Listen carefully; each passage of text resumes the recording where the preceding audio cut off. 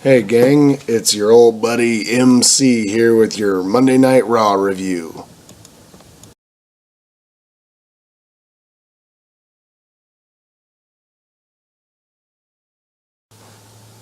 Holy cow. Last night was something else. As you can tell, I have absolutely no voice left. It was a very special Raw, and I'm so glad that they did Hulk Hogan's birthday. So now everybody who went there last night can say, hey, I was at Hulk Hogan's birthday party. So it was a lot of fun, and the the experience of being in the first row, which was my first experience, was amazing. I'm probably spoiled and ruined forever now because I'm going to have front row every single time. But it was so much fun, and just being that close to the action, you realize how awesome those athletes really are. They are special. Even the divas. The divas are great too, but especially the men, the bumps that they take. Like, I give Sheamus a lot of crap all the time, but he took a bump over the railing right in front of me. I'm talking 5 feet in front of me that looked like it would kill a normal human being. It was amazing, and you can't really appreciate the art of wrestling unless you go to a live event and you check it out in person, because TV really doesn't do it justice. But I digress. I'm going to take you guys through some of the pictures and a couple of the videos that I took, and I'd like to share my experience. Well, really, it was our experience, my fiance's and myself, but she's at work right now, so I'm here babysitting, as you can see. So anyway, let's get to it. Chips, awesome. It was hilarious because we got lost in the parking garage and ended up next to the gorilla position. So we're on the first floor. We got to see the directions to where the talent was supposed to go. Saw all their rental cars, and I even saw a really nice Volkswagen with Washington plates that very well could have been Brie Bella's. I don't know. I'm an idiot and I forgot to take pictures under there, but I digress. And we saw all the places where they park the buses, like this bus and the Exotic Express. When I bought the tickets, I knew that we would be close, but being there and seeing how close that we were was just surreal in and of itself. And naturally, we had to get the married couple selfie. Kind of cliche, but I digress. And right after we took our pictures, one of the cooler moments in wrestling I've ever had happened, and that's when Charles Robinson came out. This was just so awesome. He was so nice and so accessible. I was just standing there next to the guardrail getting my picture taken and stuff, and I'm like, hey, Charles Robinson! And he looked at me and he gave me a thumbs up, and I was like, hey, can I get a picture with you? And he just walked right over and shook my hand and put his arm around me, and Danielle took our picture, and Charles Robinson, the nicest referee in the business. Our seats ended up being right there on the corner where they always do that bust through the barricade spot, and it was kind of cool to see the backside of that and see the Gatorade and stuff. And as we were sitting there in the third row, we noticed right there in the first row, right next to the barricade, were like 5 open seats because people were late. So naturally, I look at Danielle and I'm like, we're sitting there until the people that bought the seats are coming. And that ended up being, we got to sit there and watch Superstars and the first 45 minutes of Raw at the very front before we had to move 2 rows back behind that. So that was neat. And before Raw kicked off, they taped Superstars, and there is my sweetheart, Renee Young. And yes, fellas, she's even hotter in person. She's also a sweetheart. After she was done with the Superstars taping, she walked right next to Danielle and myself, and I didn't notice her at first because I was dicking with my phone, uploading pictures to you guys and stuff, and Danielle's like, hey, that's Renee Young. So I turned around, she's about 4 feet away from me, and I was like, Renee! Damn, that hurt. And she turned around and just looked at me and gave me that coy smile, and she is just an absolute sweetheart. And I love her work too. She is absolutely brilliant. She remembers more stuff than I do, and that's saying a lot right there. So the first match on Superstars was Emma versus Alicia Fox, which was kind of forgettable. But one thing I do have to say is Alicia Fox plays crazy really, really well. I believe her. She looks really crazy. But no, she's taller in person than I realized as well. But she's also pretty hot. But anyway, moving on. I think Emma won with that move she does. Whatever. Moving on. Next matchup on the card was Fandango versus Adam Rose, which Adam Rose, I'm sorry to say, I loved him in the beginning, but the most infectious thing about the guy is his theme song. His theme song is fantastic. Jim Johnston knocked it out of the park with that theme song. In that match, poor Fandango. He has fallen as far as Drew McIntyre did. So really, it kind of lends a person's beliefs to be like, if you're Vince's chosen one, you don't really want to be in that spot, because very few times does somebody that Vince really takes an interest in like that, does it ever pan out. And unfortunately, with a talent like Johnny Curtis or Fandango, just really hasn't panned out for him. So I hope they find something for him pretty soon, because that kid's got charisma and he's really good at what he does. And Danielle got really excited at this picture, so I guess I can't blame her. Fandango predictably does the job, and they show some vignettes, and we're gearing up for Raw. And here Michael Cole is shilling the $9.99 with the King and JBL. When they came out, the King, Michael Cole, and JBL, they came out separately. I totally forgot to take pictures. I got totally wrapped up in it, and I shook hands with Michael Cole, and I feel like such a jackass because I give Michael Cole so much crap, but he's been there since the mid-90s, and when I shook his hand, I looked him right in the eye, and I said, Michael Cole, you're a Hall of Famer, because really, he is. And JBL went around the other side of the ring, and that sucked because I really wanted to shake that dude's hand. But then the King came out last, and the King came down right next to us, right in front of us, and shook all of our hands. And I shook the King's hand, and I said, God bless you, man. But I'm thinking in my head, I'm like, man, I really hate your commentary, but you're a legend. What you've given this business is invaluable. For me, Raw started off beautifully with Paul Heyman and Brock Lesnar, and for my money, there is nobody on the mic better than Paul Heyman. In fact, I would go as far as to say that Paul Heyman is the greatest on the mic in the history of the business, and for that rap that Paul did, we should award him a Grammy, because that was just absolutely flawless. Me being a heel guy, you guys all know that I root for the heels and generally boo the faces. It was fantastic. A beautiful start to Raw. Heyman, like I said, he is magnificent on the microphone.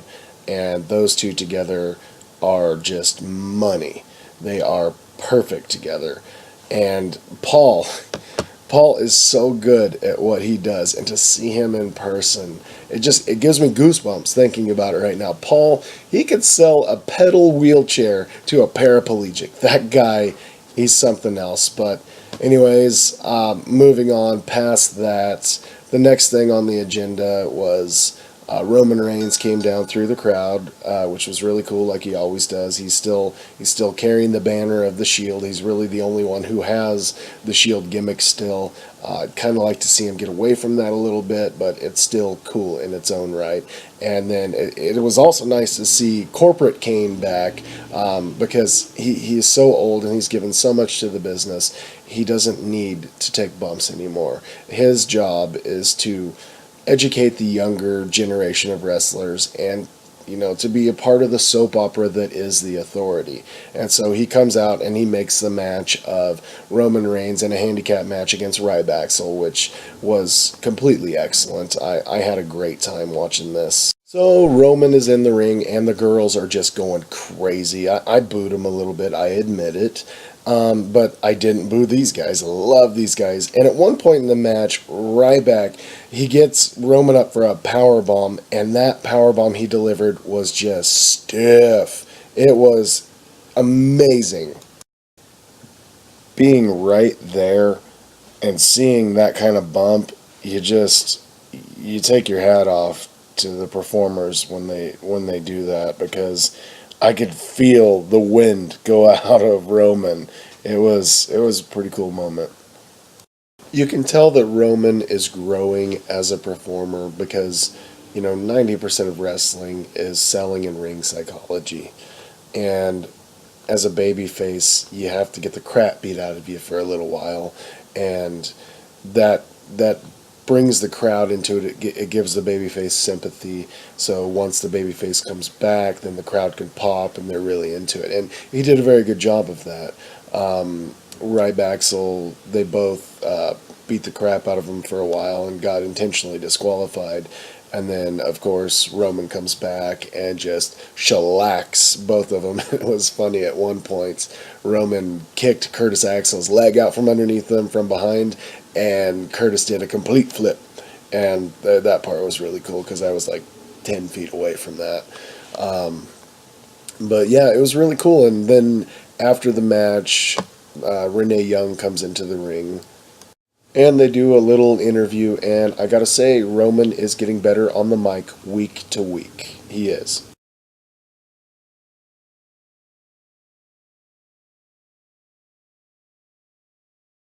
Next up, we had a treat. It was Seth Rollins versus RVD, which was very competitive, very good high spots.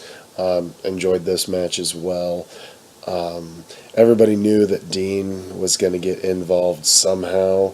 And up on the stage, and I hate myself for not taking a picture of it, there were all of Hulk Hogan's gifts, like present boxes. And there was one really huge one, and everybody in the crowd knew that Dean was in there. Everybody did, except for Seth for some reason.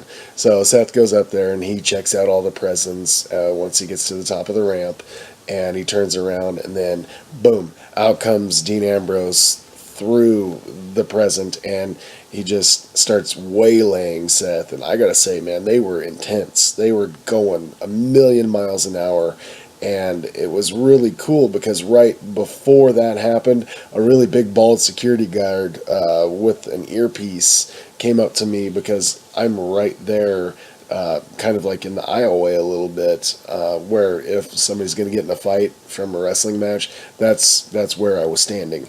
And the guy tells me, "Get out of the way, we got something going on." So I'm like, oh, "Okay, all right, they're going to be fighting over here," which didn't exactly happen that way. Dean ended up chasing Seth through, and Seth left through the crowd in a hurry. It was really and it was intense. They were going a million miles an hour, and Seth ran right by me. And right afterwards, Dean gave another electric promo. This guy, he is an absolute star. And next was the soap opera portion of the show. I knew something was up because right to my right, there were two empty seats, and they sat this kind of homely looking chick down there, but she had a couple security guards around her, so everybody in my section was like, "Who the hell's that chick?" But then Stephanie got in the ring and started saying that Daniel Bryan poked his physical therapist, and she turned out to be the physical therapist. They did a great job of making her look pretty homely, but I didn't really get many pictures of it. I think I got one of Steph. Not really. I like soap opera, but this is like over the top soap opera. I know a lot of the crowd was into the whole Brie Stephanie feud, but honestly, that's like an afterthought for me at SummerSlam. My focus is on Brock and Cena. But they're doing a good job of getting the crowd into it, and the crowd really does seem to care about that angle. And here's that one picture I got of Steph proclaiming to the world that Daniel Bryan's a cheater. Now, up next was one of the best matches of the night, hands down. Jack Swagger and Cesaro have great chemistry. Not quite as good a chemistry that Cesaro has with, say, Sami Zayn, but it's pretty close. It was a very, very physical, very entertaining match from the get-go. And I believe I have a couple of pictures of Cesaro. And here's Cesaro. I love this guy. He's old school. He's like a Frank Gotch type of guy. And here's Jack Swagger representing Old Glory, who turned face for the simple fact he's American. And there's Uncle Zeb. I yelled out to him, "Hey, Dutch, I love you. I love you, Dutch." And he turned around and kind of gave me the smirk thing. And, it was a very, very good match, I gotta tell you. And Swagger ended up winning that match. Of course, they had to put Swagger over because he's got Rusev this Sunday, and you can't have the American looking weak against the Russian, who is from Bulgaria. But yeah, Swagger won with an ankle lock after a brilliant match. I give it 3 out of 4 stars. It was very entertaining from the get go. And Cesaro, I don't know if he was selling. But as soon as he got out of the ring, he was holding his ankle, which, keep in mind, it's his left ankle, and they always work the left, always. But he motioned to the trainer, which wasn't on camera or anything, and the trainer was taking a look at his ankle. I couldn't hear exactly what they were saying, but the trainer was taking a look at it just to make sure it was all right, I guess. But I'm sure that Cesaro is just fine. Up next was the Bray Wyatt interview, the face-to-face interview with Y2J, and Bray he's a golden god on the microphone. That guy went to the Paul Heyman school of mic skills. He's out of this world. And him and Jericho together are going to make magic. And I know Jericho's leaving in the early fall here coming up, so we all know that Bray Wyatt he's gonna go over in the blow off in the final match. He's gonna end up getting the better of Y2J, but Y2J is gonna make that kid even better than he already is. And this interview was very, very entertaining. And the crowd was into it from the get-go. We were sad that we didn't get to see either of them live and in living color, but, it was a very entertaining segment, to say the least. It looks like that cake is toast, but we're going to go to Plan B. We've got another. Up next was the Diva portion of the show. AJ versus Eva Marie. I took the opportunity to go up and take a leak and get a bottle of water because my throat was killing me by that point. Not dissing on the Divas. They do a great job, but it's just not for me. I'm a wrestling purist at heart, and really I only have room in my life for one woman wrestler, and that was the Fabulous Moolah.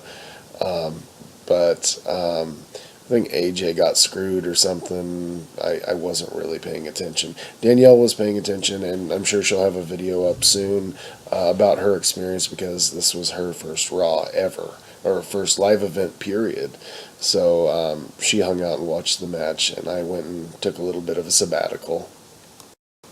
Now it was time for John Cena to respond to Paul and Brock and everything they said to open the show, and I gotta tell you, John cut a pretty good promo. I mean, I didn't hate it. Let's go that far. He said some things that really made me like the guy a little bit for a second. Maybe not like, that's too strong of a word. How about not hate? When he was talking about when's he gonna turn, when's he gonna go heel, and that tickles my heel bone right there. I'm not gonna lie to you, I would root my ass off for John if he went heel. I really would. I think his character is staler than 2-day-old donuts, and he needs to switch things up. But that being said, the Portland crowd was very pro John Cena for some reason. I would say that it was 70-30. 70% saying let's go Cena and only 30% saying Cena sucks. So that was kind of interesting. But all in all, John delivered a pretty good promo. I didn't hate it. I really didn't. It was decent. So I'm really looking forward to this Sunday. I think it may well be the best promoted professional wrestling quote fight in the modern era, just like they say on Bleacher Report. Back to the soap opera stuff between Brie and Stephanie, and it's kind of predictable. We all knew that Stephanie was gonna get Brie arrested somehow, which was kind of funny. I should have took more pictures. In fact, I don't think I took any pictures of this portion, but the cop who arrested Bree actually had a little note card with the Miranda rights on it because apparently they couldn't hire an actor that knew how to memorize lines. So it was to me it was lame and contrived and forced, but it was to be expected because it made Stephanie look strong. And as the old saying goes, strong on TV, lose on PPV. And we don't have pay-per-views anymore, but whatever. I think Brie will go over, and that'll be that. And I think I'll wet my pants. Now it was time for Johnny Cage, I mean The Miz, to come out and do his Rick Martel impersonation. And this was a really cool portion of the show for me, especially because I love Heath Slater. I always have, I always will. He's from Wheeling, West Virginia, which is like a stone's throw from where my dad grew up. Um, but it was cool watching Heath Slater and Dolph Ziggler, who he is incredible. He is very, very good at what he does. It sucks that he's so injury prone because he should hold the belt soon. I mean, he should have already had it a couple of times. The top belt, not just the WHC belt. But it was a pretty entertaining match. I love that they're giving Heath Slater time. And at one point, I actually wore my 3MB shirt, my 3MB farewell tour shirt yesterday. I'm pretty sure I was the only one there wearing a 3MB shirt. So Heath gets up on the turnbuckle and he looks down, and I scream his name as loud as I can. He looks down right at me, and I go like this, and it's my 3MB shirt. And he gave me a big old smile and like, yeah, rock on. That was really a really cool moment. Also, they came over and they were filming the Miz's stuff. I don't know exactly what they're doing with that, but it was right next to my seat. I'm talking 2 feet away, and I was able to take a picture of what they were filming. So I thought that was kind of cool. So, anyways, Ziggler hits the zigzag on Slater, and Miz jumps up on the apron, and a little brawl ensues. And because of that, Heath Slater wins by countout. That's 2 weeks in a row. But then he got hit with another zigzag, and Ziggler came to show the world. What exactly, I don't know. Now it's time for Randy Orton versus Sheamus. And this match was a barn burner as well. This Raw, I give it 9 out of 10 stars. It has been fantastic up to this point. And this last match was freaking phenomenal. Randy and Sheamus both extremely physical, extremely aggressive, extremely tight. I didn't see Sheamus botch hardly at all. I can't think of one off the top of my head. And usually he's good for 1, maybe 2, 3 botches per match. But no, Randy brought out a great match in Sheamus, and I stood up and gave him a standing ovation when they were done. It was an absolute treat to watch. Seeing Randy in person was fantastic, especially for Danielle. She has always loved him. Always. And I talked about a bump earlier that Sheamus took, where he got thrown over the guardrail. I think it was a back body drop or something like that. Over the guardrail onto the hard floor, and man, I was standing right there. It looked like it hurt like a son of a bitch. I was honestly worried about Sheamus's health because it looked like he hit the back of his head. But these guys are professionals, and Sheamus, he is one tough dude. I hate him, but he is a tough dude. And Randy does everything right. Everything. He is technically sound. He's a Hall of Famer, and he's my age. And this part was actually a treat, seeing the 10 beats of the belfry or whatever the hell it's called, because you could hear how bad these hurt. I mean, it was like a log hitting a human being. I mean, you could hear and feel every one of these beats, and I'm surprised something like that doesn't stop somebody's heart. But like I said, these guys are tough professionals, and this was a treat. But in the end, Randy Orton came out victorious, hit the RKO out of nowhere, and it was just phenomenal, phenomenal. I've only seen Hulk Hogan one other time in person, and that was at WrestleMania 19. But this, like I've been saying this whole video, this was all surreal. This party was cracking. It was a great time. And when the confetti and balloons came down, I had never been in a situation like that. It was so much fun, and I'll leave you guys with a video that I made last night to show you just how exciting being there actually was. Take care, guys, and thanks for watching. And now it's Hulk Hogan's birthday party. Here they are setting up for Hulk Hogan's birthday party, and when Hulk Hogan's music, his old school music, finally hit, I felt like I was 7 years old again. It was fantastic. And Hulk came out and did his quintessential, pose downs, and it was a lot of fun to participate in that. It was so much fun to see it live and in living color. It was great seeing Mr. Wonderful, but he looked like he didn't really want to be there, and he had a huge mustache. And then Hulk Hogan was playing to the crowd some more. But my favorite part of the night was, hey yo, got to see the bad guy himself come out clean, sober, looking great. He looks so healthy, and God bless DDP for saving these wrestlers' lives. I mean, DDP saved two of wrestling's lost causes. The two guys who could not clean up their act have cleaned up their act with DDP's help, and that's Jake the Snake Roberts and Scott Hall. And I have no doubt in my mind those two would be dead withoust DDP. And for that, I really think, and not only that, DDP Yoga has helped elongate the careers of Y2J, Goldust, and the list goes on and on. Almost everybody in the back does it. I have it downloaded on my computer, and I haven't yet practiced it, but I need to. But, DDP is a credit to the business. He is elongating these careers, and that is a treat for us, the fans. And someday I really hope to see DDP in the Hall of Fame, but I digress again. My second favorite part of the night was when Brock Lesnar crashed the party. Party's over, Grandpa. Can't believe it, man. That was some serious heat. And naturally, we all knew that John Cena, being Superman, was going to come out and save all these old codgers, and he did.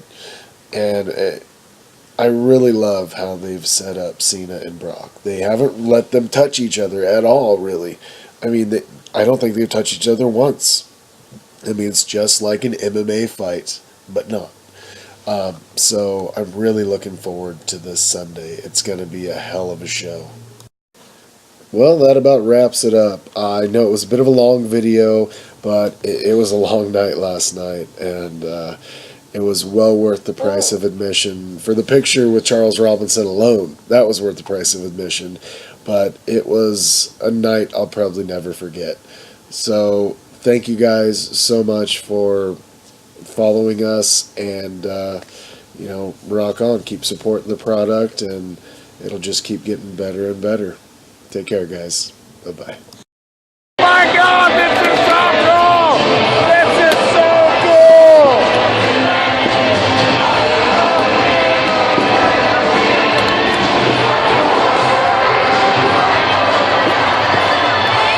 Oh my God!